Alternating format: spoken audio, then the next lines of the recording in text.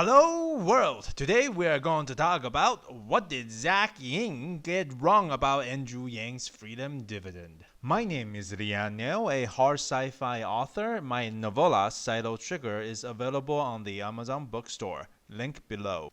So, who is Zach? Well, he is a young Asian conservative who has done a video deconstructing Andrew Yang's freedom dividend. Now, besides rehashing what Andrew had said on his website and in his interviews, and aggregating common criticism of Andrew Yang's freedom dividend, Zach himself didn't bring much new to the table. And personally, if I'm only rehashing what other people had said and contribute nothing new to the conversation, I wouldn't bother wasting my viewers' time. And likewise, I would expect my viewers to hold my feet to the fire and make sure that I have something new to add or new angle to look at things, or else I would just keep my mouth shut until I do. Much of Zach's 23-minute video really has nothing I haven't already heard before, and another YouTuber by the name of the New Progressive Voice has already done an excellent critique of Zach's video. Both videos are linked below. Nevertheless, there is a point that Zach brought up I'd like to take a closer look. In Zach's video, he mentioned an inherent contradiction in Andrew Yang's argument for the freedom dividend. And I'm paraphrasing here. So, we understand that automation is going to take away jobs and the freedom dividend is going to create jobs. Now, is the freedom dividend going to make more jobs than the automation is going to take away? And will automation take away the jobs created by the freedom dividends anyways? Or will automation eventually take over the new jobs created? First, like what Andrian has said, automation is taking over physically and mentally repetitive jobs. We can all agree to that. And we can also agree that automation can't take over every job. An example of that is plumbing. Now, let's expand on this. Besides plumbing, what else can't automation replace? To answer this question, let's look at what automation is bad at. And three obvious answers comes to mind. First example is non-repetitive jobs. Almost all trace jobs that require manipulating things in 3D space is difficult for automation to do. Most of the time, it's just much easier to throw traceman at the problem. The second example is non-scalable production.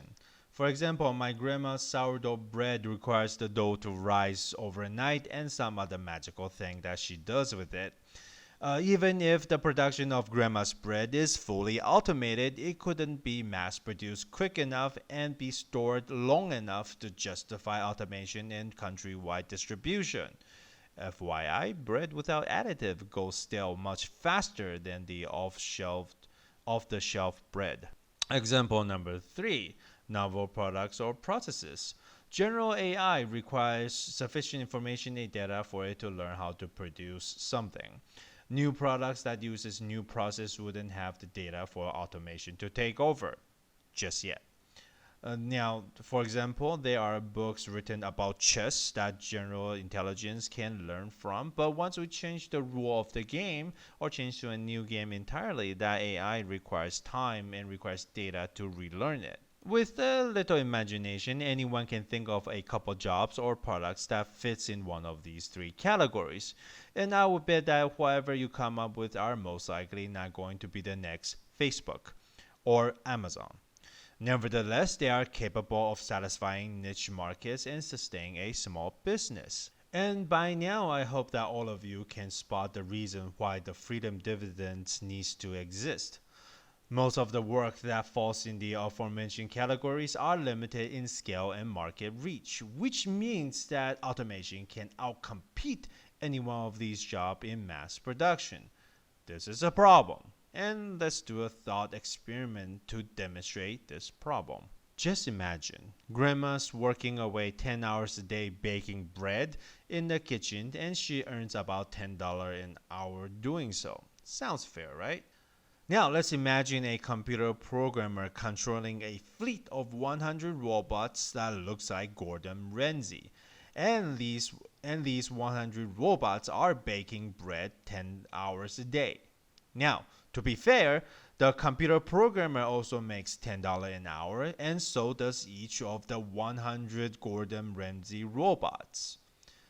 Now here's the problem. Robots can't own property yet. So, who should keep the $1,000 an hour generated by the Gordon Ramsay robots? There are many ways to solve this problem. However, in my opinion, the freedom dividend is the fairest solution. Under the freedom dividend, everyone gets $1,000 and everything else goes to the programmer to maintain the Gordon Ramsay robots. And that's my rant. Thank you very much for listening. Let me know what's your solution for the Gordon Ramsay robot thought experiment. And that's all, world.